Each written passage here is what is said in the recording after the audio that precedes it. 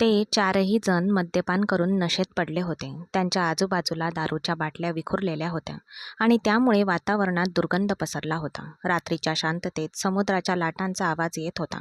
"मित्रा, आता पिणं थांबव. आपण घरी कसं जाणार?" यशला पुन्हा मद्यपान करताना पाहून आर्यन त्याला रागावला. इतर तिघांच्या तुलनेने आर्यनने कमी मद्यपान केले होते, तर ते तिघेही शुद्ध हरपत होते. "मित्रा, आजची रात्र मला मजा करू दे. माझे वडील निवडणूक जिंकले आहेत." हे बोलताना यश अडखळला आणि जवळजवळ खालीच पडला होता. तर दुसरीकडे मयंक आणि जैन समुद्राच्या कोरड्या वाळूवर पडले होते. त्यांनी इतके मद्यपान केले होते की त्यांच्या उठण्याची सुद्धा हिंमत नव्हती. "खूप उशीर झाला आहे. चला, उठा आणि घरी चला." आर्यनने गाडीच्या चाव्या उचलल्या आणि त्यांना उठवण्याचा प्रयत्न केला, पण ते 1 इंचही हलले नाहीत. "नाही, आज रात्री आपण इथेच राहूया, चांदण्यांखाली," जैन नशेत म्हणाला. त्यांचे डोळे मिटले होते. नशा हळूहळू त्यांच्यावर हावी होत होती. "मित्रांनो, तुम्ही वेडे झाले आहात? उद्या माझी राजकीय सभा आहे. मला आत्ताच घरी जायला हवं. बाबा माझी वाट बघत असतील." तो त्या तिघांकडे रागाने बघत म्हणाला, पण त्याचा त्यांच्यावर काहीच परिणाम झाला नाही. रागाच्या भऱ्यात आर्यनने एका बाटलीत समुद्राचे पाणी भरले आणि ते एकामागून एक त्या तिघांवर ओतले. "हे काय आहे आर्यन?" यश ओरडला. सगळे कपडे भिजले होते.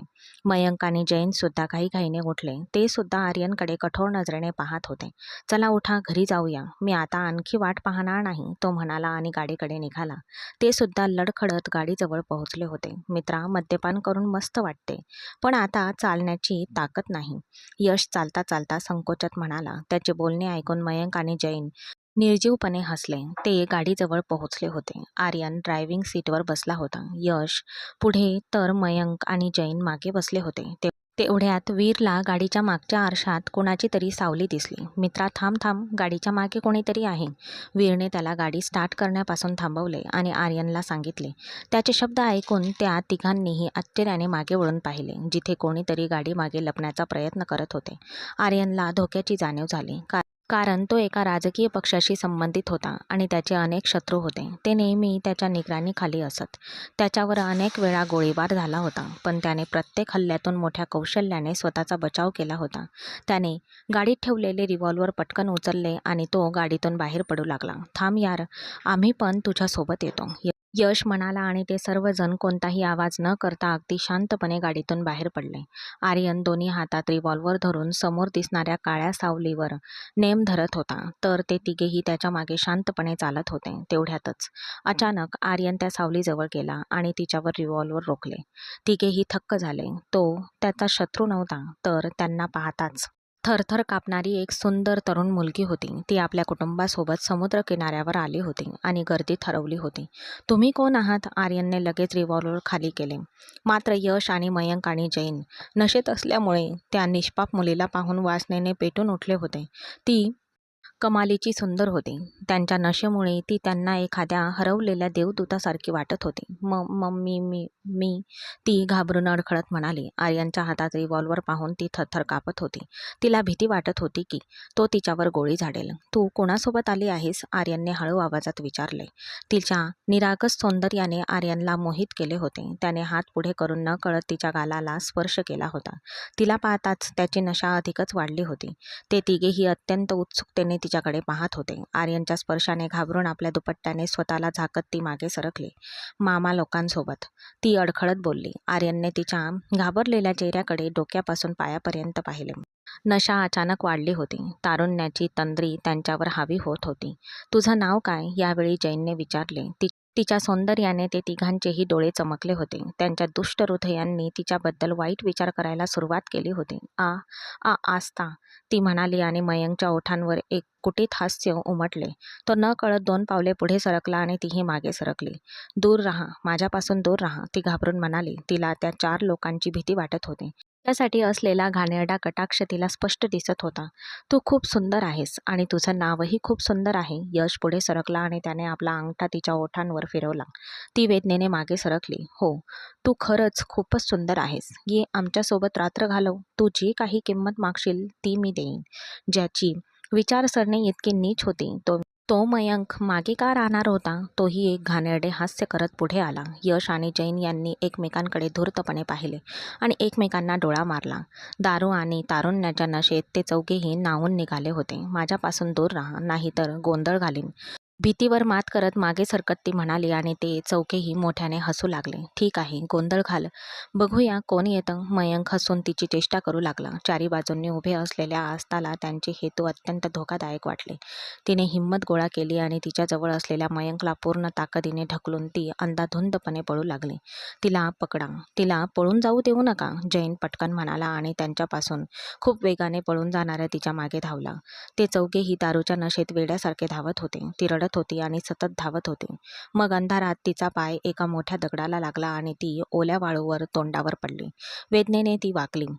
तिने उठण्याचा प्रयत्न केला, पण पायावर दाब देताच ती अडखळली आणि पुन्हा पडली. तिने मागे वळून पाहिले तर मयंक तिच्यापर्यंत पोहोचला होता. तिचा श्वास जणू थांबलाच होता. बाकीचेही त्याच्या मागे धावत आले होते. तिने उठण्याचे धाडस गोळा केले आणि मोठ्या मुश्किलीने धावू लागली, पण ते व्यर्थ ठरले. आर्यन एका मिनिटातच विजेच्या वेगाने तिच्यापर्यंत पोहोचला होता. त्याने आस्ताला हाताला धरून स्वतःकडे ओढले. रात्रीच्या शांततेत ती मोठ्याने किंचाळली, पण तिला ऐकायला तिथे कोणीही नव्हते. ओरड आणि किंचाळ, आज तुला सुटका मिळणार नाही सुंदर परी. तो हसला आणि निर्दयीपणे तिला ओल्या वाळूवर ढकलले. तो तिच्यावर वाकला. बाकीचे तिघेही तिथे पोहोचले होते. नाही नाही, कृपया मला सोडा. ती जोरजोरात मान हलवत रडत होती. तिचे मोठे सुंदर डोळे अश्रूंनी भरले होते. आर्यनने तिला प्रत्येक पडद्यातून निर्दयीपणे मुक्त केले. आस्ताने स्वतःला सोडवण्याचा खूप प्रयत्न केला, पण त्याने तिला आणखी जोरात ढकलले. ती वेदना आणि भीतीने थरथर कापत होती. काही क्षणातच तिचे जग उद्ध्वस्त झाले. रात्रीच्या शांततेत तिच्या किंचाळ्या विरून गेल्या. ती ओल्या वाळूत खचून पडली होती, तर बाकीचे तिघे शांतपणे पाहत होते. एका क्षणासाठी आर्यनचे हृदय त्याला तिची दया आली, पण खूप उशीर झाला होता. आस्था वेदनेने पार थकून गेली होती आणि मयंक आपली माणुसकी विसरला होता. थांब मयंक, ती मरेन, आर्यन घाबरून म्हणाला. मयंक एखाद्या वेड्यासारखा आपली क्रूरता दाखवत होता. जेव्हा आर्यनने आस्थाला वेदनेने बेशुद्ध होताना पाहिले, तेव्हा तो अखेर मागे हटला आणि आपले कपडे सावरू लागला. आस्थाच्या डोळ्यातील अश्रू जणू आटून गेले होते. तिचे संपूर्ण अस्तित्व छिन्न-विछिन्न झाले होते. ती वेदना, अपमान आणि असहाय्यतेत पडत होती. त्या 4 बिघडलेल्या श्रीमंत मुलांनी तिचे आयुष्य उद्ध्वस्त केले होते. आस्था तिथे ओल्या वाळूवर बेशुद्ध आणि खचलेल्या अवस्थेत पडून होती आणि ते चौघे तिला समुद्राच्या लाटांमध्ये एकटी सोडून निघून गेले. वादळ घोंघावत होते. वाऱ्याचे रूपांतर एका भयंकर चक्रीवादळात झाले होते. उडणारी धूळ तिच्या उदास डोळ्यांवर स्थिरावली. तिच्या डोळ्यांच्या कडेतून एक अश्रू ओघळला आणि वाळूत विरून गेला आणि मग हळूहळू तिचे डोळे मिटले. माझं बाळ कुठे गेलं? मी माझ्या बहिणीला काय उत्तर देऊ? राघव दुःखी स्वरात म्हणाला. तो आस्ताला शोधून शोधून थकून गेला होता, पण तिचा काहीच पत्ता नव्हता. पहाटेचे 3 वाजले होते आणि ते अजूनही तिला शोधत होते. ती या शहरात नवीन होती आणि तिला या जागेबद्दल काहीच माहीत नव्हतं. घरातले सगळेच चिंतेत होते. बाबा, आपण पोलिसांना कळवायला हवं, अशी ती सापडणारच नाही. समीर कंटाळून म्हणाला. तो एका विशिष्ट स्वरात बोलत होता. तो राघव आणि साहिलसोबत संध्याकाळपासून आस्ताला शोधत होता. तुमचं डोकं फिरलंय का? आपण पोलिसांना कळवलं तर आपली नामुष्की होईल. मुलाच्या बोलण्याने राघवला प्रचंड राग आला होता. हे प्रकरण घराबाहेर जाऊ न देण्याचा त्याने निश्चय केला होता. मग आपण काय करायचं बाबा? नुसतं हात जोडून बसायचं का? असं आपल्याला ती सापडणार नाही. फक्त पोलिसच तिला शोधू शकतात. वडिलांचे बोलणे ऐकून साहिल कळवळून बोलला. त्याला माहीत होतं की हे त्याच्या नियंत्रणाबाहेर आहे. ते गेल्या 8 तासांपासून अथकपणे तिचा शोध घेत होते, पण तिचा काहीच मागमूस लागला नव्हता. छे, यात पोलिसांना ओढू नकोस. त्याने स्पष्टपणे नकारार्थी मान हलवली. मग आपण दुसरं काय करू शकतो राघव? हो, सुनीता थकलेल्या आवाजात म्हणाली. ती तिच्या मुलांशी सहमत असल्याचे दिसत होते. सर्व काही ठीक होते, पण पोलिसांच्या मदतीशिवाय ते काहीही करू शकत नव्हते. आस्ताच्या वयाच्या आशा आणि नंदिनी जवळच उभ्या राहून शांतपणे ऐकत होत्या. आपण स्वतः शोधू, पोलिसांना यात ओढू नका, बस, तो ठामपणे म्हणाला आणि उठून उभा राहिला. सुनीता आणि इतर लोक त्याच्यासमोर हतबल होते. चला समुद्राकडे परत जाऊया. तिथल्या लोकांना विचारूया. कदाचित आपल्याला आस्ताचा काहीतरी सुगावा लागेल. आपला फोन खिशात टाकत तो म्हणाला. राघवच्या म्हणण्याला दुजोरा देत समीर आणि साहिल सुद्धा उठले. तो त्या तिघांना सोडून घरी आला. वातावरण अगदी स्पष्ट दिसत होते. घरातील प्रत्येक जण आपापल्या खोल्यांमध्ये आराम करत होते आणि नोकर सुद्धा आपापल्या खोल्यांमध्ये गेले होते. तो थेट आपल्या खोलीत गेला. तो सतत अस्वस्थ दिसत होता. तिथे पोहोचताच त्याने AC चालू केला आणि आंघोळ करण्यासाठी बाथरूममध्ये गेला. थंड पाण्याखाली उभं असूनही त्याला आपले शरीर जणू पेटल्यासारखे वाटत होते. याच आगीत आपण जळून राख होऊ असे त्याला वाटत होते. त्या निष्पाप मुलीचा चेहरा पाहिल्यावर त्याची चिंता वारंवार वाढत होती. त्याच्या मनाची अवस्था असह्य होत होती. जेव्हा त्याला शुद्ध आली तेव्हा दारूच्या नशेत त्याने केलेल्या क्रूरतेची आणि अमानुष कृत्याची त्याला आठवण येऊ लागली. तो इतका क्रूर नव्हता, पण तो तिच्याशी इतके वाईट का वागला? असं पाप कसं घडलं? आपला राग आणि वासनांवर नियंत्रण ठेवणं त्याला कधीच अवघड नव्हतं. मग त्या रात्री तो स्वतःला का थांबवू शकला नाही? तो जवळजवळ तासभर शॉवरखाली उभा होता. स्वतःशी झगडत होता. जेव्हा त्याचे पाय दुखू लागले, तेव्हा त्याने अंगाभोवती टॉवेल गुंडाळला आणि तो बाहेर आला. खोली एअर कंडिशनच्या थंड हवेने पूर्णपणे भरलेली होती, पण तरीही त्याला आपल्या शरीरात उष्णता जाणवत होती. तो मान खाली घालून आराम खुर्चीवर बसला आणि त्याने सिगारेट पेटवली, पण त्याची अस्वस्थता कमी होत नव्हती. रागाच्या भरात त्याने जवळ असलेल्या एका ग्लास उचलला आणि जमिनीवर फेकून दिला. आयुष्यात पहिल्यांदाच त्याने एका मुलीच्या प्रतिष्ठेचा भंग केला होता. त्याने तिच्या संमतीशिवाय तिला स्पर्श केला होता. त्याने तिचा आत्मसन्मान चिरडून टाकला होता. त्याचे हृदय तळमळत होते. त्याने आत्महत्या करावी असं त्याला सतत वाटत होतं. दारूच्या नशेत त्याने एका मुलीचं आयुष्य उद्ध्वस्त केलं होतं. तिच्या वेदनादायक किंचाळ्या आणि आक्रोश अजूनही त्याच्या कानात घुमत होते. घाबरून त्याने आपले कान झाकले. संपूर्ण रात्र त्याच्या डोळ्यात देखत सरली. तो कधी अंथरुणात तर कधी सोफ्यावर तळमळत होता. त्याची सतसत विवेकबुद्धी त्याला सतत दोष देत होती. ते सगळेजण समुद्रतीरावर पोहोचले होते. त्यांनी त्यांच्या फोनच्या फ्लॅशलाईटच्या मदतीने समुद्राजवळ सर्वत्र आस्ताचा शोध घेतला. मग 1 तास शोध घेतल्यानंतर समीरला समुद्राजवळच एक निष्पाप शरीर दिसलं, जे लाटांच्या तडाख्यात वाहून जाणार होते. तिथे काहीतरी आहे, समीर मोठ्याने ओरडला. त्याला काहीतरी अघटित घडत असल्याची जाणीव झाली होती. आवाज ऐकून साहिल आणि राघवजी धावत आले. समीर, काय झालं? काय आहे? ते त्याच्याजवळ येऊन काळजीने म्हणाले. बाबा, तिथे कोणीतरी आहे. बहुतेक कोणीतरी बेशुद्ध पडले आहे. समीरने समुद्राकडे बोट दाखवत सांगितले आणि साहिल आणि राघवजी पटकन त्या दिशेने गेले. सर्वांच्या मनात भीती वाटत होती. मनात भयंकर विचार घोळत होते. काही क्षणातच ते समुद्राजवळ पोहोचले. घनघोर अंधारामुळे त्यांना काहीच दिसत नव्हते. साहिलने फोनचा टॉर्च चालू केला आणि त्या मृतदेहाच्या चेहऱ्यावर प्रकाश टाकला. तेव्हा त्या तिघांचेही डोळे विस्फाटले. साहिलचा हात थरथरला. फोन जवळजवळ त्याच्या हातातून खाली पडणारच होता. आस्था, राघव धडपडत खाली कोसळला. त्याच्या डोळ्यासमोर अविश्वास होता.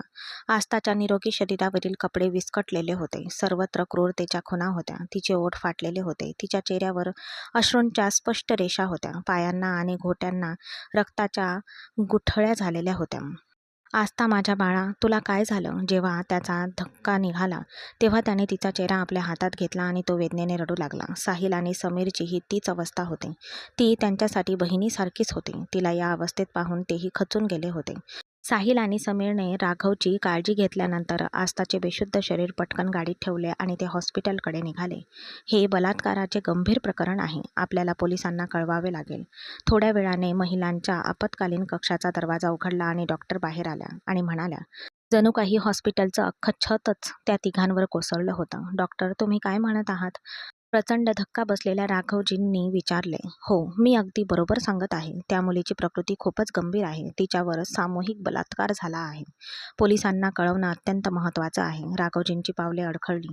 ते पडणारच होते. तेवढ्यात साहिल आणि समीरने त्यांना सावरले. डॉक्टर, कृपया हे प्रकरण पोलिसांकडे नेऊ नका. आम्ही प्रतिष्ठित लोक आहोत.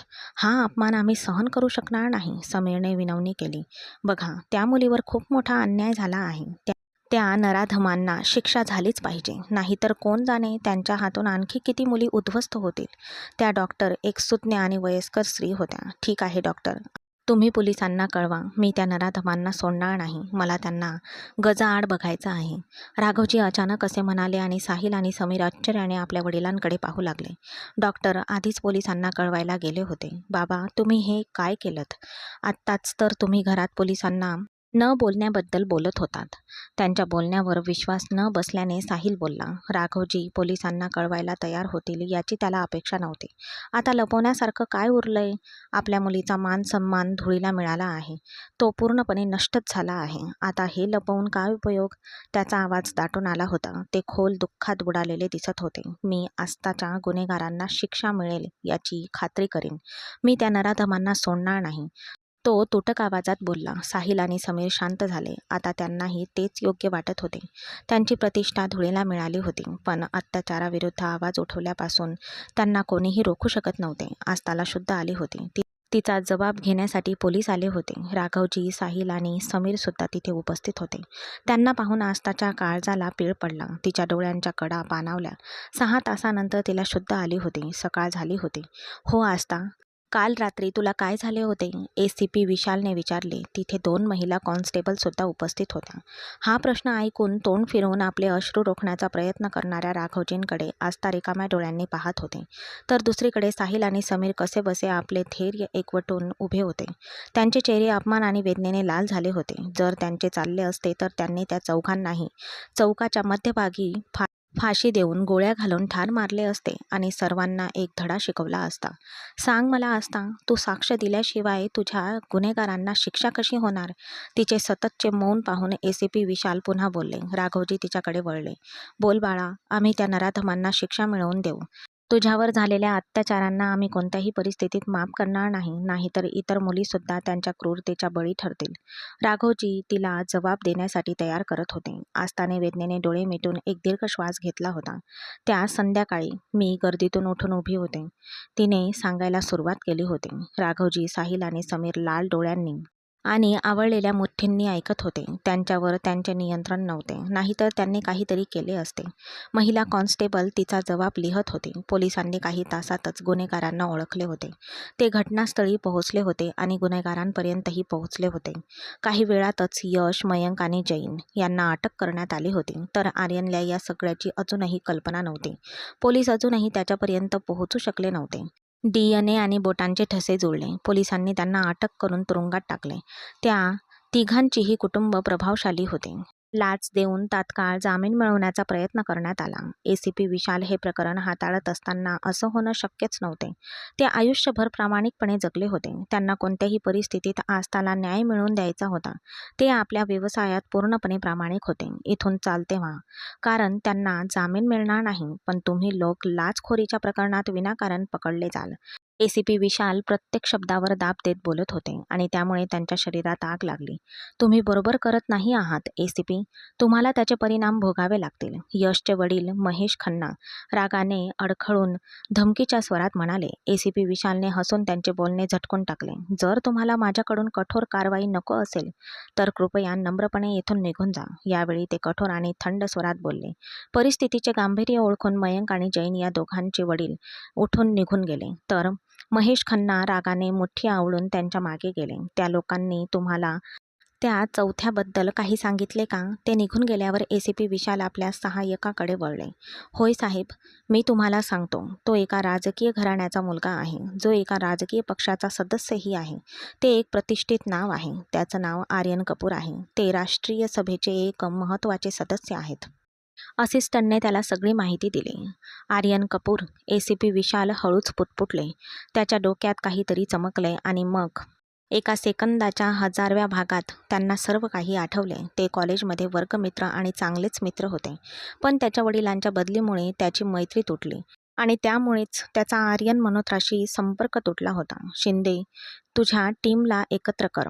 आपण आर्यन मल्होत्राला अटक करण्यासाठी त्याच्या घरी जाऊ." आदेश दिल्यानंतर एसीपी विशाल विचारात गढून गेले होते. त्या दिवसापासून बरेच दिवस उलटून गेले होते. घराबाहेर पडणे तर दूरच, तो आपल्या खोलीतूनही बाहेर पडला नव्हता. त्याने आपल्या सर्व बैठका रद्द केल्या होत्या, ज्यामुळे त्याचे कोट्यवधी रुपयांचे नुकसान झाले होते. तो आजारी आहे असे समजून घरातील सर्वांनी त्याच्याकडे दुर्लक्ष केले होते, पण प्रत्यक्षात त्याच्या आत आग भडकली होती, जी बाहेर पडण्यासाठी तळमळत होती. त्याची अस्वस्थता अजिबात कमी होत नव्हती.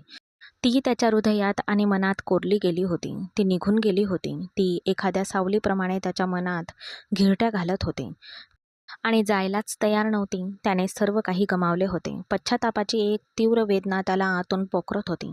त्याच्या विस्कटलेल्या अवस्थेत तो आपले सर्वात मौल्यवान वस्तू गमावलेल्या एखाद्या जुगाऱ्यासारखा दिसत होता. तो इतका देखणा होता की त्याच्या त्या त्या जीर्ण अवस्थेतही तो त्याच्या नावाइतकाच आकर्षक दिसत होता. त्याच्या पुरुष व्यक्तिमत्त्वामुळे मुली नेहमीच त्याच्याकडे आकर्षित होत असत. पण आज पहिल्यांदाच तो दारूच्या नशेत कोणाकडे तरी गेला होता आणि आपल्या क्रूरतेने तिला चिरडून टाकले होते. त्या विचारांनी त्याला अर्धवेडे केले होते. पोलीस आले तेव्हाही तो आरामखुर्चीवर बसला होता. गाडी त्याच्या आलिशान घरात शिरली होती. तो पटकन खिडकीपाशी आला होता. एसीपी विशाल आणि त्याची टीम गाडीतून उतरून आत गेली होती. त्याचे हात-पाय थरथरत होते. तो निर्भय होता. पोलीस त्याच्या तालावर नाचायचे, पण त्याच्या घृणास्पद गुन्ह्याचा खुलासा झाल्याने तो हादरला होता. अशा अपमानाची आणि मानहानीची त्याने कधीही कल्पना देखील केली नव्हती. तो जड पावलांनी खोलीतून बाहेर आला आणि खाली उतरला. "या मिस्टर आर्यन कपूर." त्याला येताना पाहून एसीपी विशाल उभे राहिले. घरात पोलीस आल्याने विक्रम कपूर आणि मिसेस कपूर थांबले होते. पण आर्यन आल्यावरच हे प्रकरण उघडकीस येणार होते. त्यांना बऱ्याच काळापासून आर्यनला बोलवण्यास सांगितले होते, पण ते काहीतरी कारण देत होते. "सर, तुम्ही कोणत्या केससाठी आला आहात?" विक्रम कपूरने स्वतःला सावरत विचारले होते. पण पोलीस घरी आल्याने तो नाराज झाला होता हे स्पष्ट दिसत होते. दुसरीकडे एसीपी विशालला पाहताच आर्यन कपूरच्या डोळ्यात ओळखीची एक चमक आली आणि मग त्यानेही त्याला ओळखले. 10 वर्षापूर्वी ते कॉलेजमध्ये वर्गमित्र होते. "सर, तुमच्या मुलाचा बलात्कार प्रकरणात सहभाग असल्यामुळे आम्ही आलो आहोत," एसीपी विशाल अगदी सहजपणे म्हणाले.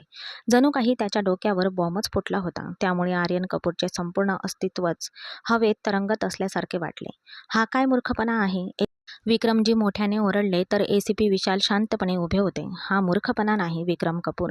हो, तुमचा मुलगा एका निष्पाप 19 वर्षाच्या मुलीवर झालेल्या सामूहिक बलात्कारात पूर्णपणे सामील आहे आणि तिचे आयुष्य उद्ध्वस्त केले आहे." आर्यन कपूर जणू दगडासारखा स्तब्ध झाला होता. घरातील बाकीचे लोक आणि नोकर थक्क झाले होते. सगळे अविश्वासाने आर्यनकडे पाहत होते. तो स्वतः एक उत्कृष्ट सौंदर्यवंत होता. त्यांच्याकडे सुंदर स्त्रियांची काहीच कमतरता नसताना त्याला इतक्या खालच्या पातळीवर का उतरावे लागले? "मी हे काय ऐकतोय आर्यन? हे खरं आहे का?" तो पुन्हा सिंहासारखा गर्जना करत म्हणाला. त्याने मान खाली घातली होती. त्याच्याकडे बोलायला काहीच नव्हते. जणू काही त्याचे शब्दच संपले होते. "हो, हे सगळं खरं आहे. मी हे सगळं माझ्या मित्रांसोबत दारूच्या नशेत केलं." ते शब्द नव्हते, तर वितळलेल्या शिशासारखे होते. त्याने सर्व काही सांगून टाकले होते. पश्चातापामुळे त्याला आपला गुन्हा कबूल करावा लागला होता. "आर्यन, तू हे काय केलंस?" मिसेस कपूर धक्क्याने उद्गारल्या तर विक्रम कपूर थक्क झाले होते. आर्यनचे 2 मोठे भाऊ अजय कपूर आणि करण कपूर हे सुद्धा तिथेच उपस्थित होते. पोलिसांनी आर्यन कपूरला हातकड्या लावल्या आणि त्याला घेऊन गेले. त्याला कोणीही थांबवण्याचा प्रयत्न केला नाही. त्याने आपला गुन्हा कबूल केला होता.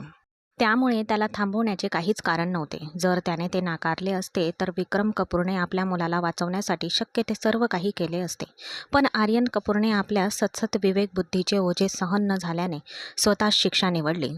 "तुम्हाला माझ्या मुलीची पर्वा नाही. मी तिला माझ्या माहेरी पाठवले, जेणेकरून तिचे पालन पोषण होईल." आस्थाची अवस्था पाहून कमलाजींना रडू कोसळले. त्यांचे हृदय तुटले होते. त्या पूर्णपणे असह्य काहीही करू न शकल्याने मुकाट्याने रडत होत्या. मात्र राघवजी आणि सुनीताजी त्यांच्या दुःखात तितकेच सहभागी होते आणि मान खाली घालून उभे होते.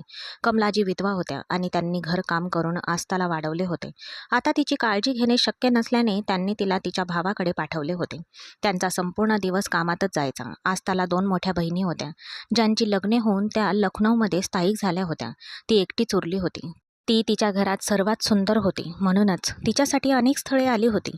पण तिच्या लहान वयामुळे कारण असं होतं की कमलादेवींनी कोणालाही सकारात्मक प्रतिसाद दिला नव्हता.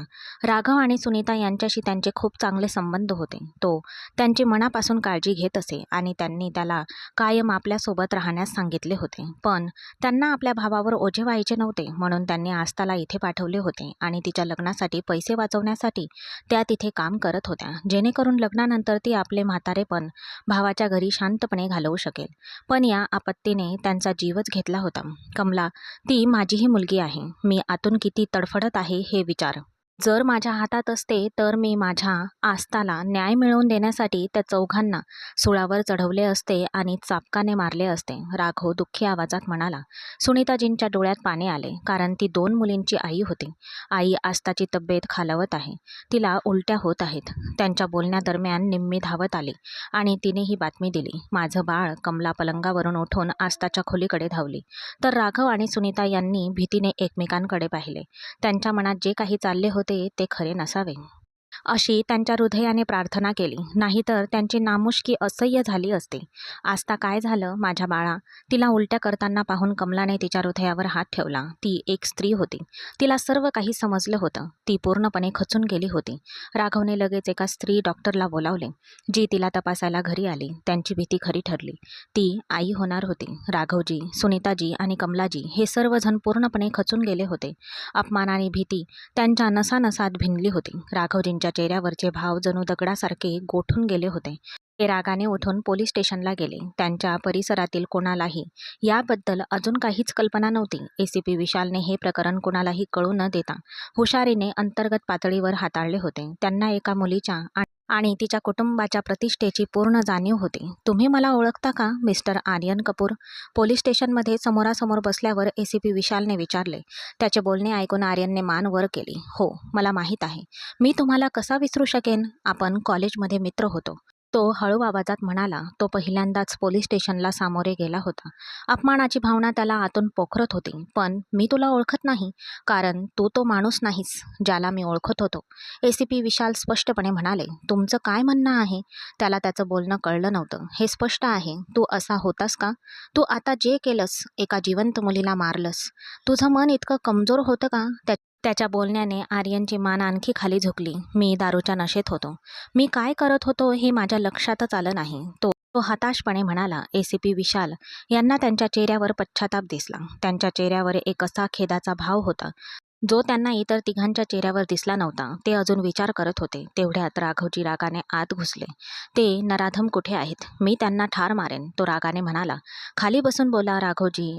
असं रागवल्याने फक्त प्रकरण आणखी बिघडेल. त्यांना त्यांच्या कृत्याची नक्कीच शिक्षा मिळेल. मी तुम्हाला वचन देतो. एसीपी विशालच्या शब्दांनी त्याचा राग थोडा कमी झाला. आर्यन कपूर त्यांना पाहू शकत नव्हता, पण तो मागून त्यांचे संभाषण ऐकत होता. चौथा आरोपी त्यांच्या अगदी समोर बसला आहे याची त्यांना अजिबात कल्पना नव्हती. जर त्याला हे माहीत असते तर त्याने आर्यन कपूरला तिथेच ठार मारले असते आणि कोणीही काहीही करू शकले नसते. त्यांच्या अत्याचारांमुळे माझी मुलगी गरोदर आहे. सांगा, आता आम्ही काय करायचं? या दुःखाला घेऊन कुठे जायचं? त्याचा आवाज अचानक दाटून आला. तो पूर्णपणे खचून गेला होता. ही हृदयद्रावक बातमी ऐकून आर्यन कपूरने श्वास रोखून धरला. एसीपी विशालने त्यांच्याकडे तिरस्काराने पाहिले आणि तो आतून हादरून गेला. राघव, सर्व काही माझ्यावर सोपवा. तुमच्या मुलीला पूर्ण न्याय मिळेल. मी असा खटला उभा करीन की त्यांना जन्मठेपेची शिक्षा आणि मोठा दंड भरावा लागेल. फक्त धीर धरा आणि तुमच्या मुलीची काळजी घ्या. मी तिच्या सन्मानाशी तडजोड करणार नाही. मी तिला न्याय मिळवून देईल, एसीपी विशाल ठामपणे म्हणाले. राघव खचलेल्या मनाने तिथून निघून गेला. एसीपी विशाल एक प्रामाणिक अधिकारी होते, त्यामुळे त्यांना खात्री होती की न्याय मिळेलच. तू त्या मुलीशी लग्न करणार का? एसीपी विशालने अचानक विचारले. आश्चर्य वाटून घेऊ नका, मिस्टर आर्यन कपूर. मला या व्यवसायात 7 वर्षांचा अनुभव आहे. गुन्हेगारांना कसे ओळखावे हे मला माहीत आहे. तुम्हाला तुमच्या कृत्याचा पश्चाताप होतोय, म्हणूनच तुम्ही लगेचच कबूल केले. या उलट इतरांकडून सत्य बाहेर काढण्यासाठी आम्हाला 3-4 दिवस सतत चौकशी आणि कठोरता दाखवावी लागली. त्यानंतरच त्यांनी अखेर कबूल केले. माझ्याकडे तुमच्यासाठी 2 पर्याय आहेत. तुम्ही माझे जुने मित्र आहात म्हणून नाही, तर आता त्या मुलीला क्वचितच कोणीतरी स्वीकारेल. कारण आजकाल लोकांमध्ये ते धाडस राहिलेलं नाही. स्वतःच्या गुन्ह्यांचे ओझे सहन करणे त्यांच्यासाठी पुरेसे असते. प्रत्येकजण दुसऱ्याच्या गुन्ह्यांचे ओझे सहन करू शकत नाही. विशाल आपल्या जागेवर मागे बसला. त्याच्याकडे एकटक पाहू लागला आणि थोड्या वेळाने म्हणाला. तुमच्याकडे 2 पर्याय आहेत. पहिला, तुझ्या बाकीच्या बिघडलेल्या मित्रांप्रमाणे जन्मभर तुरुंगात शिक्षा भोग. दुसरा, मोठा दंड भरून त्या मुलीला आदराने स्वीकार. तुझी शिक्षा काही प्रमाणात कमी होईल आणि तुझी तुरुंगातून सुटका होईल. आणि तुला भोगावी लागणारी सर्वात मोठी शिक्षा म्हणजे तुझा पश्चाताप. मला माहीत आहे की तुझा पश्चाताप तुला जगूही देणार नाही किंवा मरूही देणार नाही. कदाचित त्या मुलीला स्वीकारल्यावर तुझ्या मनाला शांती मिळेल. आता सांग, तुझा काय निर्णय आहे? एसीपीने त्याला सगळी गोष्ट समजावून सांगत विचारले. मी सहमत आहे, तो एक थकलेला सुस्कारा टाकत म्हणाला. त्याला आपल्या गुन्ह्याचे पश्चाताप करायचे होते. त्याला एक संधी मिळत होती. तो नकार कसा देणार होता? तुला सर्व काही मान्य करावे लागेल. तुला त्या मुलाला तुझे नाव द्यावे लागेल, जे तुमच्यापैकी कोणाचेही असू शकते. एसीपी विशाल कठोरपणे म्हणाले. जणू काही आर्यन कपूरवर आकाश कोसळले होते. मी सर्व काही मान्य करतो. माझ्याकडून कोणतीही तक्रार असणार नाही, असं म्हणत त्याने मान झुकवली आणि सर्व काही स्वीकारले. एसीपी विशाल यांनी ताबडतोब सर्व अटींची कागदपत्रे तयार करून त्याच्यासमोर ठेवले. त्यात स्पष्टपणे लिहिले आहे की जर तुम्ही काही काळानंतर आस्थाला सोडून गेलात तिला कोणत्याही प्रकारचा त्रास दिलात, तिच्याशी कोणत्याही प्रकारे गैरवर्तन केलेत किंवा तिचे हक्क पूर्ण करण्यास नकार दिलात, तर पोलीस कोणाच्याही परवानगीशिवाय तुम्हाला अटक करून तुरुंगात टाकतील आणि तुझे प्रभावशाली कुटुंबसुद्धा काहीच करू शकणार नाहीत. त्याला कागद देत विशालने सर्व अटी समजावून सांगितल्या. इथे सही कर. एसीपीच्या सूचनेनुसार त्याने कागदाच्या शेवटी सही केली. आता तू जाऊ शकतोस. उद्या पोलीस स्टेशनमध्ये कोर्ट मॅरेज आहे. तुझ्या साक्षीदारांना घेऊन ये. जर आईवडिलांची संमती असेल तर त्यांनाही सोबत घेऊन ये. मी मुलीला आणि तिच्या कुटुंबियांना बोलावतो. एसीपी म्हणाले. हे शेवटचे शब्द ऐकून आर्यन कपूर पोलीस स्टेशनमधून निघून गेला. पोलीस स्टेशनमध्ये एसीपी विशालने स्पष्टपणे सांगितले होते की हा कोणताही जबरदस्तीचा किंवा भावनिक निर्णय नसेल, तर तो पूर्णपणे कायदेशीर प्रक्रियेनुसार घेतलेला जाईल. आस्थाला आधीच कळवण्यात आले होते की ती स्वतःचा निर्णय स्वतःच घेईन. जर तिचा याला विरोध असेल तर हे नाते पुढे जाणार नाही. दंडाधिकाऱ्यांच्या उपस्थितीत दोन्ही पक्षांची संमती घेण्यात आली आणि त्यांचे जबाब नोंदवण्यात आले. दोन्ही कुटुंबियांनाही त्यांच्या संमतीसाठी बोलवण्यात आले होते आणि सर्व काही नोंदवण्यात आले. आस्थाने डोळ्यात अश्रू आणून पण स्वइच्छेने संमती दिली आणि आर्यन कपूरनेही आपली जबाबदारी स्वीकारली. त्यानंतर दंडाधिकाऱ्यांनी कागदपत्रांवर स्वाक्षरी करून हे स्पष्ट केले की या प्रकरणाची आता कायदेशीर नोंद झाली आहे. अशा प्रकारे संपूर्ण प्रक्रिया पोलीस आणि कायद्याच्या देखरेखाखाली झाली. कोणत्याही दबावाशिवाय कायदेशीररित्या पूर्ण झाली. त्यानंतर सर्व हिंदू रीतिरिवाजांचे पालन करण्यात आले. विशालने मंदिरात त्यांच्या लग्नाची व्यवस्था केली होती आणि लग्नानंतर लगेचच आस्थाला निरोप देण्यात आला. रडत रडत ती आर्यन कपूरसोबत त्याच्या भव्य वाड्यात शिरली. ही मुलगी या घरात राहणार नाही. ते दारात शिरताच विक्रम कपूरच्या संतप्त आवाजाने त्यांना थांबवले. ती का येऊ शकत नाही? मी तिच्याशी लग्न करून तिला इथे सन्मानाने आणले आहे. आस्थाचा हात घट्ट धरून आर्यन कपूर म्हणाला. या घाणीच्या ढिगाऱ्याला इथून घेऊन जा. मिसेस कपूर रागाने म्हणाल्या. या घाणीच्या ढिगाऱ्यात तुमच्याच कुटुंबाचे रक्त आहे. आपला गुन्हा माहीत असूनही त्या निष्पाप मुलीला दोष देत तो वेदनेने म्हणाला. तुमचा हा मूर्खपणा थांबवा आणि इथून चालते व्हा. विक्रम कपूर गर्जना करत म्हणाला. बाबा, तुम्ही तुम्ही हे काय करत आहात? त्याला त्याची चूक सुधारण्याची संधी द्या. जर त्याने गुन्हा केला असेल तर त्याला तसे करण्याचा हक्क आहे. त्याला असं घरातून हाकलून देऊ नका. अजयने आपल्या वडिलांना शांत करण्याचा प्रयत्न केला. माझं घर काही सुधारगृह नाही. त्याला त्याच्या गुन्ह्यांचं प्रायश्चित्त करण्यासाठी जिथे जायचं असेल तिथे तो जाऊ शकतो. पण ही नीच मुलगी माझ्या घरी येणार नाही. त्याच्या आवाजात तिरस्कार भरलेला होता. वेदनेने आस्थाचा चेहरा वेडावाकडा झाला. या अपमानाने तिचे डोळे पाण्याने भरले. तिचा हात धरून तिच्या बाजूला उभ्या असलेल्या आर्यन कपूरकडे तिने द्वेषपूर्ण नजरेने पाहिले. ज्यांनी तिचा सन्मान हिरावून घेतला तेच नात्यांचे रक्षक कधी झाले असा विचार तिच्या मनात वेदनादायकपणे आला. ठीक आहे, जर माझ्या बायकोला या घरात येऊ देणार नसाल तर, जर तसं असेल तर मी सुद्धा या घरात कधीच परत येणार नाही जोपर्यंत कोणीतरी आमचं नातं स्वीकारत नाही. तो दगडासारख्या कणखर स्वरात म्हणाला, ज्यामुळे विक्रम कपूरचा राग भडकला. या घरातून चालता हो. मला तुझ्यासारख्या मुलाची गरज नाही, ज्याने आम्हाला लाज आणली आहे. तुझ्या पापांचं हे गाठोडं तुझ्यासोबत घेऊन जा. तो संतापाने ओरडला. आर्यन कपूरचा संयम संपला होता. त्याने आस्थाचा हात धरला आणि एकही शब्द न बोलता घराचा उंबरठा ओलांडला. विक्रम कपूर रागाने खोलीत गेला तर आपल्या मुलाला जाताना पाहून त्याची पत्नी रडू लागली. तिला त्याच्या वैयक्तिक फार्म हाऊसवर घेऊन आला होता, जी त्याच्या नावावर असलेली त्याची मालमत्ता होती. ही जागा ते फार्म हाऊस शहरापासून दूर होते, जिथे 2 मोलकरणी आणि एक ड्रायव्हर नेहमी राहत असत. तो फक्त अधूनमधूनच तिथे यायचा. आस्थाने त्या सुंदर घराकडे एक नजर टाकली, पण तिच्या मनात कोणताही आनंद नव्हता. चल, मी तुला आपली खोली दाखवतो. आर्यन कपूरने तिचा हात धरला आणि तिला वर घेऊन जाण्याचा प्रयत्न केला, पण तिने त्याचा हात जोरात झटकला. तो तिथेच थांबला.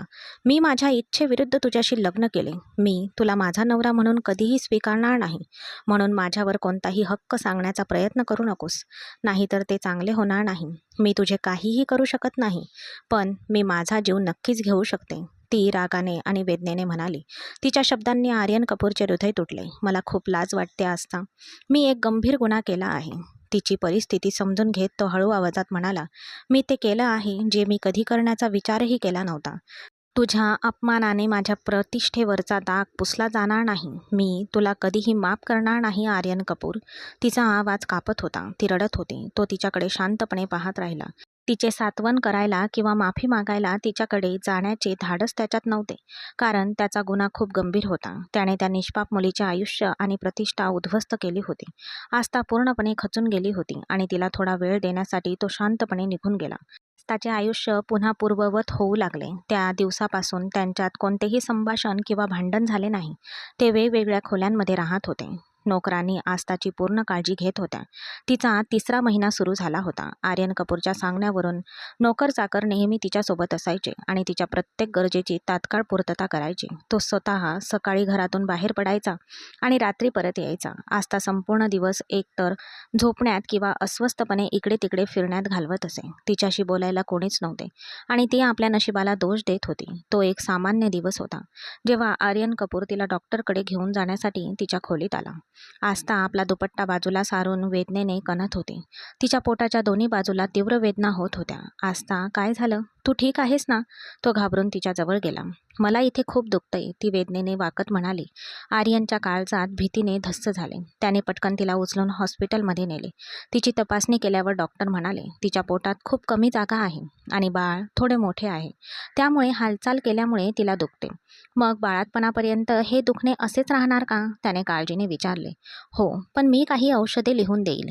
तुम्हाला ती वेळेवर द्यावी लागतील आणि तिची खूप काळजी घ्यावी लागेल. ही खूप नाजूक परिस्थिती आहे.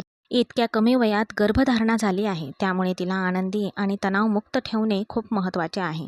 तो आज त्याला घरी घेऊन आला. आता तिचा द्वेष सहन करत तिची पूर्ण काळजी घेण्याचा, सावलीसारखा तिच्यासोबत राहण्याचा त्याने निश्चय केला होता. चल झोप, मी तुझ्यासाठी ज्यूस आणतो, तो लहान मुलासारखा म्हणाला. आस्थाने त्याच्याकडे द्वेषाने पाहिले. तिने आपला चेहरा दुसरीकडे वळवला. जा इथून, मला तुझं काही ऐकायचं नाही, ती रागाने आणि वेदनेने म्हणाली. बाळतपणापर्यंत मी याच खोलीत थांबणार आहे. दुसरीकडे जाण्याचा विचार डोक्यातून काढून टाक, तो कठोरपणे म्हणाला. आस्थाच्या अंगात जणू आगच चढली. ठीक आहे, तू जाऊ नकोस, मी स्वतःच जाते. ती रागाने उठणारच होती. तेवढ्यात आर्यन कपूरने तिचा हात धरून तिला थांबवले. हट्टीपणा करू नकोस आस्था. माझ्या संयमाची आणखी परीक्षा घेऊ नकोस. स्वतःचा नाही तर निदान या मुलाचा तरी विचार कर. त्याचा काय दोष आहे? तो दाबलेल्या रागाने म्हणाला. क्षणभर त्याची नजरानजर झाली आणि मग अचानक त्यांच्या हृदयाची धडधड वाढली, जे त्या दोघांनाही समजत नव्हते. आस्था, ती त्याला काहीच बोलू शकली नाही. ती शांतपणे ब्लँकेट पांघरून पलंगावर आडवी झाली. आर्यनने सुटकेचा निश्वास टाकला आणि नोकरानीला ज्यूस सांगायला स्वयंपाकघरात गेला. सकाळी ती गाढ झोपेत असताना कोणीतरी तिला हाक मारली. जेव्हा तिने डोळे उघडले तेव्हा आर्यन तिच्यावर वाकलेला होता. ती धक्क्याने उठून बसली. तू तू इथे काय करतोयस? तिने रागाने विचारले. आर्यन आता त्याच खोलीत राहतो हे ती विसरली होती. काल रात्री तर तो तिच्या शेजारी येऊन झोपलाही होता. चल उठ आणि नाश्ता कर, तुला औषधही घ्यायचे आहे. तू खूप वेळेपासून झोपली आहेस. नाश्त्याचे ताट तिच्या शेजारी ठेवत तो पटकन म्हणाला. त्याच्या अधिकारवाणीच्या स्वराने आस्थाला राग आला. तो सतत आपल्या इच्छेनुसार तिच्यावर नियंत्रण ठेवत होता आणि तिला बोलायचे असूनही काही बोलता येत नव्हते. मला तुझा नाश्ता नकोय, मी नोकरानीकडून स्वतःच बनवते, तू उगाच त्रास करून घेऊ नकोस, असं म्हणून ती तुच्छतेने बाथरूममध्ये गेली. आर्यन तिच्या परत येण्याची वाट पाहत बाहेर थांबला. सुमारे अर्ध्या तासानंतर ती बाहेर आली. तोपर्यंत नाश्ता थंड झाला होता. तिचे ओले केस आणि स्वच्छ चेहरा पाहून आर्यन क्षणभर तिच्याकडे एकटक पाहत राहिला. जणू काही तो तिच्याकडे ओढला गेला होता. त्याच्याकडे दुर्लक्ष करून आस्था आरशासमोर उभी राहिली आणि आपले केस विंचरू लागली. तिच्या या कृतीने आर्यनला आश्चर्य वाटले. थोडा नाराज होऊन तो मोलकरणीला ताजा नाश्ता बनवायला सांगायला गेला. थोड्या वेळाने नवीन नाश्ता आला. चल आस्था, नाश्ता थंड होत आहे, तो तिच्याकडे बघत म्हणाला. मला नाश्ता करायचा नाही, ती पुन्हा केस विंचरू लागली. आर्यनने एक दीर्घ श्वास घेतला आणि तिच्या बाजूला उभा राहिला. त्याने तिचा हात पकडला, तिला जबरदस्तीने पलंगावर बसवले आणि तिच्यासमोर बसला. आस्था रागाने वळली, पण त्याने तिचे मनगट सोडले नाही. आता खाणार की मी तुला भरवू? त्याने तिच्याकडे बघत विचारले. आस्थाने नाईलाजाने नाश्ता खायला सुरुवात केली. थोड्या वेळाने त्याने तिला औषध दिले आणि तो खोलीतून निघून गेला. आस्थाच्या डोळ्यात अश्रू दाटून आले. तिने कोणाचाही इतका द्वेष कधीच केला नव्हता, पण आर्यन कपूरचा चेहरा पाहताच तिच्या मनात राग आणि द्वेष दाटून येत असे. ची इच्छा असती तर तिने त्याला अशी शिक्षा दिली असती की तो कधीही विसरला नसता, पण इथे ती हतबल होती. त्या रात्री तो थकून घरी आला. आल्याबरोबर त्याने आपली बॅग सोफ्यावर ठेवली आणि तो हलकेच आडवा झाला. साहेब, मी जेवण वाढू का? मोलकरणीने विचारले. त्याने नकारार्थी मान हलवली आणि ती निघू लागली. आस्था, जेवली का? जाताना आर्यनने विचारले. हो साहेब, त्या जेवल्या, मोलकरणीने उत्तर दिले. हे ऐकून त्याला थोडे बरे वाटले. त्याने आपली बॅग उचलली आणि तो वरच्या मजल्यावर गेला. त्याच्या खोलीचा दरवाजा उघडताच तो थांबला. त्याने आणलेला काळा ड्रेस घालून आंघोळ केलेली आस्था आपल्या ड्रेसची नॉड बांधण्याचा प्रयत्न करत होती, पण तिचा हात मागच्या नाडीपर्यंत पोहोचत नव्हता. गळ्याकडचा भाग जरा जास्तच मोठा होता, त्यामुळे तिची पांढरी पाठ दिसत होती. आर्यन क्षणभर तिच्याकडे बघत राहिला. मग त्याने स्वतःला सावरले आणि तो आत आला. हॅलो, तो आपली बॅग सोफ्यावर ठेवत म्हणाला. त्याचा आवाज ऐकून आस्था लाजून पटकन आपल्या दुपट्ट्याने स्वतःला झाकून घेतले. मी तुला मदत करतो. आर्यन तिच्या मागे जाऊन उभा राहिला. नाही, मी स्वतःच करेन. ती जायला निघाली, पण आर्यनने तिचा हात धरून तिला हळूच थांबवले आणि नाडी बांधली. आस्थाने लगेच त्याची पकड सोडवली आणि मागे सरकली. मला स्पर्श करण्याचा प्रयत्न करू नकोस. मला तुझा आणि तुझ्या स्पर्शाचा तिरस्कार आहे, ती रागाने म्हणाली. आर्यन शांतपणे ऐकत होता. मी तुझा नवरा आहे आस्था, नाही का? कोणी अनोळखी नाही. तू माझा द्वेष अजून किती काळ करणार आहेस? त्याच्या आवाजातील वेदना स्पष्ट दिसत होती. जोपर्यंत मी जिवंत आहे तोपर्यंत मी तुला द्वेषाने घाव घालत राहील. तूच माझा गुन्हेगार आहेस. तू मला उद्ध्वस्त केलंस. तू माझं आयुष्य अंधारात लोटलंस. मी तुला कधीही माफ करणार नाही, कधीच नाही. विषारी सापासारखी फुटकारत ती खोलीतून निघून गेली. आर्यन तिथेच खचून डोक्याला हात लावून बसला होता. जिथे आस्थाचं हृदय त्याच्या द्वेषाने भरलेलं होतं, तिथे आर्यनचं हृदय तिच्या प्रेमाने उजळून निघालं होतं. पण आस्थाच्या द्वेषाच्या वादळात त्याचे प्रेम हळूहळू विझत होतं. 9 महिने डोळ्याची पापणी लवते न लवते तोच निघून गेले. आस्थाने एका सुंदर मुलाला जन्म दिला, पण तिने त्याला स्वीकारले नाही आणि त्याला पाहण्याचाही किंवा जवळ घेण्याचाही कोणतीही इच्छा दाखवली नाही. तिचे आई वडील तिला थोड्या वेळापूर्वी भेटून निघून गेले होते. तिच्या या उदासीनतेमुळे आर्यन आता पूर्णपणे खचला होता. त्याच्या कृत्यांसाठी ती त्या निष्पाप मुलाला का शिक्षा देत आहे हे त्याला समजत नव्हते. त्याला वाटत होते की तिने हे समजून घ्यावे की ते मूल निष्पाप आहे. पण आस्था आतून दगडासारखी कठोर झाली होती. कशाचाही तिच्यावर परिणाम होत नव्हता. ती दिवसभर मुलापासून दूर झोपून राहायची. ते मूल भुकेने रडायचे आणि मोलकरणीला त्याला नाईलाजाने दुधाची पावडर द्यावी लागायची, ज्यामुळे त्याची तब्येत हळूहळू बिघडत होती. आस्था, कृपया या निष्पाप मुलाला दूध पाज, तो रडतोय. दमून गेलेला आर्यन पुन्हा तिची विनवणी करायला आला, पण आस्थाने त्याच्याकडे दुर्लक्ष करून टीव्ही पाहणे सुरूच ठेवले. हे तुमचे मूल आहे, माझा त्याच्याशी काहीही संबंध नाही. नेहमीप्रमाणे तेच कठोर उत्तर देत ती पुन्हा टीव्ही पाहायला लागली. आर्यनला नाईलाजाने रडत अवस्थेत असलेल्या जियानला स्वयंपाकघरात घेऊन जावे लागले. तो आत गेला. तिथे त्याने रडणाऱ्या बाळासाठी डब्यातील दूध तयार केले आणि ते फीडरमध्ये टाकून त्याला पाजण्याचा प्रयत्न केला. पण बाळ सतत रडतच होते आणि दूध प्यायला नकार देत होते. त्याने त्याला प्रेमाने जवळ घेतले. त्याने त्याला थोपटून शांत करण्याचा प्रयत्न केला, पण जियान तो रडणे थांबवूच शकला नाही. रडून रडून त्याचा घसाही कोरडा पडला, तरीही तो फीडर त्याच्या तोंडापर्यंत पोहोचले नाही. अखेरीस आर्यनचा धीर सुटला. तो पूर्णपणे खचून गेला होता. रागाच्या आणि हताशेच्या भरात त्याने मुलाला घेतले आणि तो आस्थाच्या जवळ परत आला आणि आस्था घाबरली. त्याने रडणाऱ्या बाळाला हळूच बाजूला ठेवले आणि तो तिच्याजवळ आला. आस्था, त्याला दूध पाज, नाहीतर तो मरेन, आर्यन म्हणाला. त्याचे डोळे लाल आणि निर्विकार होते. तो तिच्याशी अशा प्रकारे बोलण्याची ही पहिलीच वेळ होती. एरवी त्याचा स्वर नेहमी सौम्य असायचा. मी तुला माझं उत्तर कधीच दिलं आहे, त्यामुळे माझ्यावर जबरदस्ती करण्याची गरज नाही. त्याच्या कठोर स्वराने घाबरलेली पण धैर्याचा आव आणणारी आस्था म्हणाली. ठीक आहे, आता तुझं जे काही होईल त्यासाठी तू स्वतःच जबाबदार असशील, असं म्हणत त्याने तिला जियानकडे ओढले. ती किंचाळली, पण त्याने आधीच बाळाला तिच्या मांडीवर ठेवले होते आणि तिच्या शर्टचा एक भाग किंचित वर उचलला होता, जेणेकरून बाळ दूध पिऊ शकेल. त्याच्या या कृत्याने आस्था थक्क झाली, पण त्याने तिच्याकडे दुर्लक्ष करून त्याने जियानला तिच्याजवळ ओढले. दूध तोंडात जाताच ते बाळ गुणगुणत पिऊ लागले. आस्थाच्या संपूर्ण शरीरात एक रोमांचकारी संवेदना पसरली. तिने स्वतःला सोडवून दूर जाण्याचा प्रयत्न केला, पण आर्यनने तिला इतक्या घट्ट पकडले होते की ती स्वतःला सोडवू शकली नाही. जियानला आईचे दूध मिळताच त्याचे रडणे थांबले आणि तो शांत होऊन आरामात दूध पिऊ लागला. आस्थाने रागाने आणि द्वेषाने आर्यनकडे पाहिले. लाज वाटल्यामुळे ती बोलू शकली नाही. आर्यनने आपला चेहरा दुसरीकडे वळवला होता. जेव्हा जियानचे दूध पिऊन झाले तेव्हा आर्यन उभा राहिला. त्याला रोज दूध पाज, नाहीतर माझ्याकडे ही पद्धत आहेच, तो किंचित धमकीच्या स्वरात म्हणाला. हे ऐकून आर्यनच्या मनात राग भडकला. जर तिचे चालले असते तर तिने आर्यनचे संपूर्ण जग उद्ध्वस्त केले असते, पण दुसरीकडे तिच्या हट्टीपणामुळे आणि उदासीनतेमुळे आर्यनलाही हे सर्व करण्यास भाग पाडले गेले होते. पण आस्थाच्या नजरेत फक्त ती स्वतःलाच तुटलेली आणि असहाय्य पाहत होती. बाकी सर्वजण तिला निर्दयी आणि क्रूर वाटत होते. वेळ हळूहळू सरकत होती. आता आर्यन कपूरच्या कडक स्वभावाला आणि स्पष्ट वक्तेपणाला घाबरून आस्थाने जियानला स्तनपान करण्यास सुरुवात केली. हळूहळू तिच्या मनात वात्सल्य जागृत होत होते. ती स्वतःला किती काळ कठोर ठेवू शकणार होती? जेव्हा आर्यन घरी नसायचा तेव्हा ती जियानवर प्रेमाचा वर्षाव करायची आणि त्याला आपल्या हृदयाशी कवटाळून ठेवायची. पण आर्यन घरात येताच ती बाळाला त्याच्या हवाली करून पुन्हा त्याच्यापासून आणि मुलापासून दूर जायची. कामावरून परत आल्यावर आर्यन जियानची काळजी घ्यायचा, त्याच्यासोबत खेळायचा आणि त्याच्यावर प्रेम करायचा. ते दोघे अजूनही वेगवेगळ्या खोल्यांमध्ये राहत होते. जियान रात्री आर्यनच्या खोलीत झोपायचा आणि सकाळी ऑफिसला जाताना त्याला आस्थाच्या खोलीत सोडून जायचा. आतून आस्थाच्या या उदासीनतेमुळे आर्यन खूप त्रस्त होता. तो आतून पूर्णपणे खचून गेला होता. तिचा द्वेष त्याला हळूहळू आतून पोखरत होता, पण तरीही तो आपला मुलगा जियानसाठी जगत होता. एके दिवशी अचानक एक असा खुलासा झाला ज्याने त्याला आतून हादरवून सोडले. ACP विशालने त्याला एक DNA रिपोर्ट पाठवला होता. त्यात स्पष्टपणे लिहिले होते की जियान हा दुसऱ्या कोणाचा मुलगा नसून त्याचा स्वतःचाच मुलगा होता. हे सत्य कळल्याने तो गोंधळून गेला. आनंद आणि दुःख एकाच वेळी त्याच्या मनात दाटून आले. आपल्या मुलाबद्दलचे सत्य कळल्याचा आनंद मानावा की आपण केलेल्या अपराधाच्या भावनेने खचून जावे, हे त्याला ठरवता येत नव्हते. पश्चातापाचा एक अश्रू त्याच्या डोळ्यातून दाटून आला. कदाचित देव त्या दोषी माणसावर दयाळू होता. त्याला अशा संकटापासून वारंवार वाचवत होता. घरी पोहोचताच तो वेड्यासारखा जियानकडे धावत गेला आणि त्याला घट्ट मिठी मारली. आशा आश्चर्याने त्याच्याकडे पाहत राहिली. आज आर्यन जियानवर इतकं प्रेम का करत आहे आणि तो इतका अस्वस्थ का दिसत आहे हे तिला कळत नव्हते.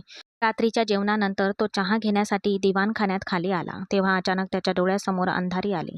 पडण्यापूर्वी त्याने सोप्याचा आधार घेतला. गेल्या 2 महिन्यांपासून त्याच्यासोबत हे वारंवार घडत होते. कधी कधी त्याला अचानक चक्कर यायची, कधी कधी त्याच्या डोळ्यासमोर अंधारी यायची आणि कधी कधी त्याचे डोके फुटल्यासारखे वाटायचे. हळूहळू त्याचे शरीर कमजोर होत होते. त्याच्या चेहऱ्यावरचे हाड सुद्धा स्पष्टपणे दिसू लागले होते. तो पूर्वीसारखा माणूस अजिबात राहिला नव्हता. आर्यन कपूर आता फारसा महत्त्वाचा वाटत नव्हता. त्याच्यातील हा बदल आस्थाला अचूकपणे जाणवला होता. तो अधिकाधिक अलिप्त झाला होता, जणू काही तिच्यापासून दूर जाण्याचा प्रयत्न करत होता. परिस्थिती इतकी बिकट झाली होती की त्याने तिच्याशी बोलणे सुद्धा सोडून दिले होते. तिच्याकडे पाहणे तर दूरच. आता त्यांच्यात कशावरूनही वाद होत नसे. ती जे काही म्हणायची त्याला आर्यन कपूर मुकाट्याने होकार देत असे. आस्थाने आपल्या हृदयात द्वेषाचा जो किल्ला उभारला होता तो हळूहळू कोसळत होता. त्यांच्या लग्नाला 3 वर्ष झाली होती. जियान आता 2 वर्षाचा झाला होता, पण त्यांच्या नात्यातील विचित्रपणा कायम होता. या 3 वर्षापासून आस्था आर्यनचा द्वेष करत होती. स्वतःच्या विनाशासाठी त्याला जबाबदार धरत होती. तिने त्याला त्याच आगीत जाळले होते, पण आता कदाचित ती सतत द्वेष करून आणि सूड घेऊन थकली होती. अखेर ती सुद्धा एक माणूसच होती. आर्यन कपूर तिची उदासीनता, टोमणे आणि द्वेष मुकाट्याने सहन करत होता. त्याने तिच्याशी कधीही गैरवर्तन केले नाही. तो सर्व परिस्थितीत तिचा आदर करत असे, तिची काळजी घेत असे आणि तिला कधीही कशाचीही कमतरता भासू देत नसे. हळूहळू आस्थाचे मन बदलू लागले. तिने खूप प्रयत्न करूनही ती स्वतःला आर्यनपासून दूर ठेवू शकली नाही. ज्या व्यक्तीचा ती सर्वात जास्त द्वेष करत होती त्याच व्यक्तीच्या ती प्रेमात पडली होती. ज्या माणसाने 3 वर्ष आपल्या गुन्ह्यासाठी प्रत्येक क्षण भोगला होता, त्याला तिच्या हृदयाने माफ केले होते. आर्यनने तिला केवळ त्याचे नावच दिले नव्हते, तर समाजात तिला आदरही मिळवून दिला होता. त्यासाठी तो आपल्या कुटुंबापासून दूरही झाला होता. आता आस्थाला तिच्या सतसत विवेकबुद्धीचा त्रास होऊ लागला होता. तिला वाटले की जर आर्यन कधी चुकला असेल तर आता ती स्वतःच त्याच्या प्रेमाकडे आणि वेदनेकडे दुर्लक्ष करून त्याला छळत होती. मिस्टर कपूर, तुम्हाला माहीत आहे का की तुम्हाला ब्रेन ट्यूमर आहे? आर्यन कपूर आज सततच्या डोकेदुखीमुळे तपासणीसाठी डॉक्टरकडे आला होता. काही चाचण्या केल्यानंतर डॉक्टरांना जणू काही त्याच्या डोक्यावर बॉम्बच टाकला आहे असे वाटले. तो सुन्न होऊन तिथे बसला होता. डॉक्टर, तुम्ही काय म्हणत आहात? त्याला विश्वासच बसत नव्हता. त्याला इतका गंभीर आजार कसा होऊ शकतो? त्याने तर आपल्या डोकेदुखीला एक किरकोळ दुखणे समजले होते. हो, मी अगदी बरोबर आहे. मी तुम्हाला सांगतोय मिस्टर कपूर, तुम्हाला ब्रेन ट्यूमर आहे. तुमचे रिपोर्ट्स बघा. डॉक्टरने त्याचे रिपोर्ट्स त्याच्या हातात दिले. ते पाहताच त्याचा श्वास थांबला. त्याच्या डोळ्यात तीव्र धक्का आणि अविश्वासाचे भाव होते. तो एखाद्या मेलेल्या माणसासारखा हॉस्पिटलमधून बाहेर पडला. जेव्हा तो घरी पोहोचला तेव्हा आस्था जियानला भरवत होती. त्याची अवस्था पाहून ती स्तब्ध झाली. त्याच्या चेहऱ्यावर एक विचित्र उदासीनता होती, पण तिच्या स्वभावामुळे आणि संकोचामुळे ती त्याला काहीही विचारू शकले नाही. आर्यन एकही शब्द न बोलता सरळ आपल्या खोलीत गेला. घरी आल्यावर नेहमी सर्वात आधी जियानला प्रेमाने जवळ घ्यायचा. आज त्याने त्याला उचलूनही घेतले नव्हते.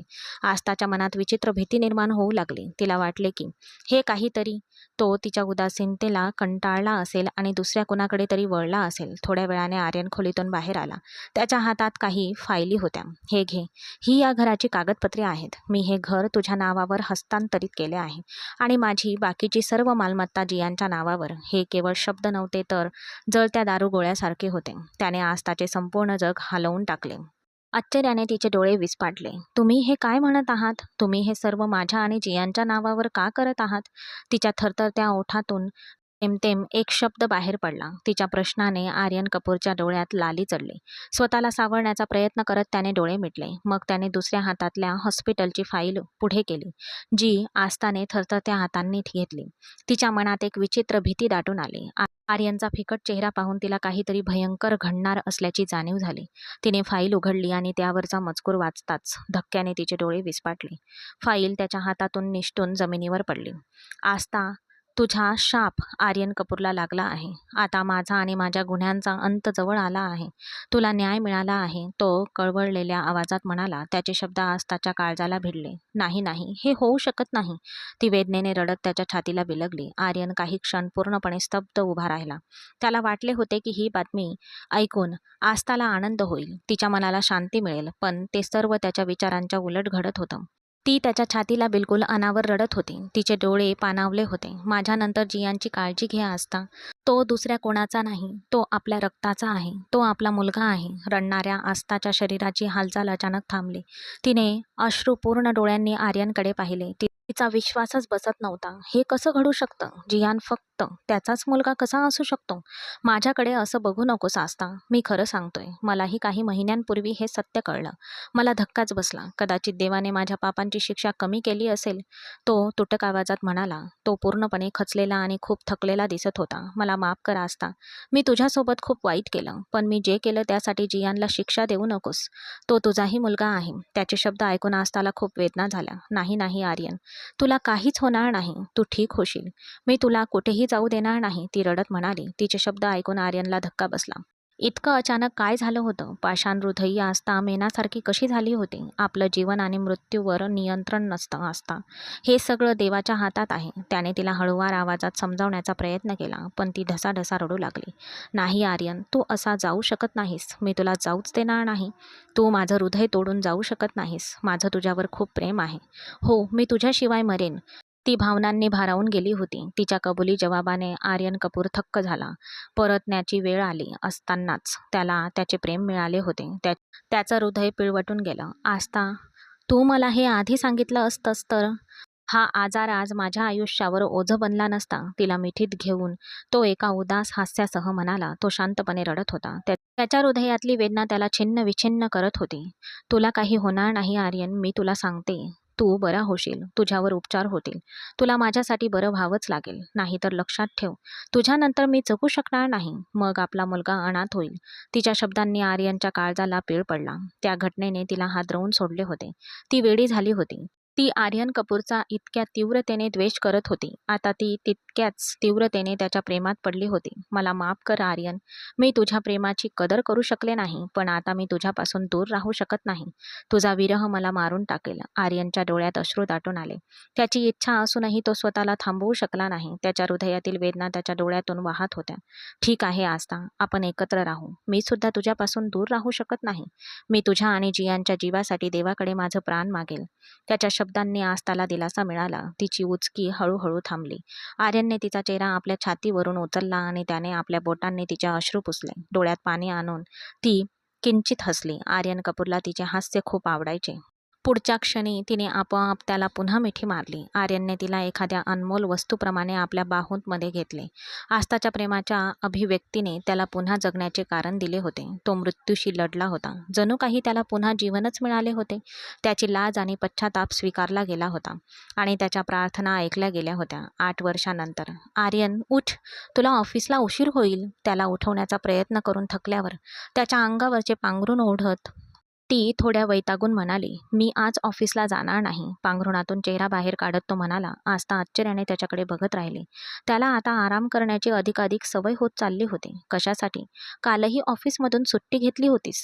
ती खोट्या रागाने म्हणाली. आर्यन उठून बसला. का? मी घरी राहून मुलांसोबत वेळ घालवलेला तुला आवडत नाही? तो तोंड फुगवून आणि भुवई उंचावून म्हणाला. ते ऐकायला खूप गोड वाटत होते. आस्था हलकेच हसली. आर्यन कपूरच्या प्रेमाने तिच्या आयुष्यातील सर्व दुःख पुसून टाकले होते. आज तिचा देवाच्या न्यायावर खऱ्या अर्थाने विश्वास बसला होता. आयुष्याने तिच्याकडून इतके काही घेतले होते, तर त्याच आयुष्याने आर्यनचे प्रेम तिला व्याजासहित परतही दिले होते. आता का हसते आहेस? उत्तर दे. तो खोटं तोंड फुगवून म्हणाला. मी विचार करत होते की राजकुमारासारखा इतका गोड आणि देखणा मुलगा माझा जीवनसाथी कसा झाला? ती येऊन त्याच्या शेजारी बसली. तू किती खुशामतखोर आहेस. माझी मुलं माझी पुरेशी स्तुती करत नाहीत का? की म्हणून आता तू सुद्धा करायला लागली आहेस? आस्था खळखळून हसली. आर्यन तिच्या निरागस हास्यात हरवून गेला होता. आस्थाने त्याचे संपूर्ण आयुष्य तिच्या प्रेमाने आणि आपुलकीने भरून टाकले होते. जियान आधीच त्यांच्या आयुष्यात होताच. आता कनक आणि आशूच्या आगमनाने त्यांचा आनंद अधिकच वाढला होता. त्याने तिच्याकडे प्रेमळ नजरेने पाहिले. काय झालं? तू माझ्याकडे असं का बघतोयस? त्याच्या नजरेपासून लाजत ती म्हणाली, काहीच नाही. त्याने प्रेमाने आस्थाच्या कपाळावर आपले ओठ टेकवले. ती त्याच्या प्रत्येक सुखदुःखातील सोबती होती. त्याचे संपूर्ण जग तिच्या प्रेमाने आणि सत्याने त्यांचे घर शांतीने भरले होते. आस्था शांतपणे हसली आणि आर्यन कपूरच्या छातीवर डोके ठेवून तिने डोळे मिटले. हे खरे आहे की देवच न्याय देतो. मनापासून पश्चाताप झाल्याने आर्यनने आस्थाचे आयुष्य आनंदाच्या रंगांनी भरले होते आणि कदाचित म्हणूनच देवाने त्याला माफ केले आणि त्याची शिक्षा कमी केली. त्याचप्रमाणे आर्यनचे 3 मित्र मयंक, यश आणि जैन, ज्यांना आस्थासह इतर अनेक मुलींचा छळ केल्याबद्दल जन्मठेपेची शिक्षा झाली होती, त्यांनी तुरुंगातील घुसमट करणाऱ्या जीवनाला कंटाळून आत्महत्या केली. गेल्या आठवड्यात आर्यनला कळले की यशला रक्ताचा कर्करोग झाला होता आणि जैनची मानसिक स्थितीही चांगली नव्हती. त्याला वेडेपणाचे झटके येऊ लागले होते आणि त्याला मनोरुग्णालयात दाखल करण्यात आले होते. आर्यन कधी कधी एकट्यात विचार करायचा की देवाने त्याला इतकी कमी शिक्षा का दिली.